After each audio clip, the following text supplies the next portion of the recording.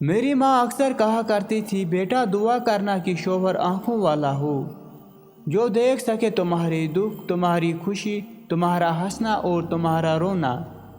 بہت لوگ آنکھوں والے ہوتے ہیں لیکن دیکھ نہیں سکتے۔ سمجھدار لوگ دھوکہ نہیں دیتے، بس تیلی لگا کر سائیڈ پہ ہو جاتے ہیں۔ وہاں بیٹھ کر رونا دل کو بہت سکون دیتا ہے، جہاں اللہ پاک کے سوا آنسوؤں کو دیکھنے والا کوئی نہ ہو۔ بعض اوقات آپ کسی کا برا سلوک صرف اس لیے برداشت کرتے ہیں کیونکہ آپ اس سے پیار کرتے ہیں۔ آخرکار تم سب کو لوٹ کر اپنے رب کے پاس جانا ہے، پھر وہ تمہیں بتا دے گا کہ تم دنیا میں کیا کچھ کرتے تھے۔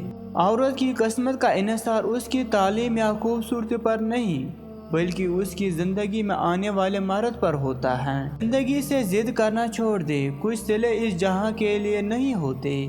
اگر سب یہی مل جائے گا تو اگلے جہاں کے لیے کیا باقی رہ جائے گا؟ ماں زندگی کی تاریک راہوں میں روشنی کا معیار ہے، اور باپ زمانے کی ٹھوکروں سے بچانے والا مضبوط ترین سہارا ہے۔ توڑنا بہت آسان ہے، چاہے وہ بھروسہ ہو، مان ہو یا دل ہو۔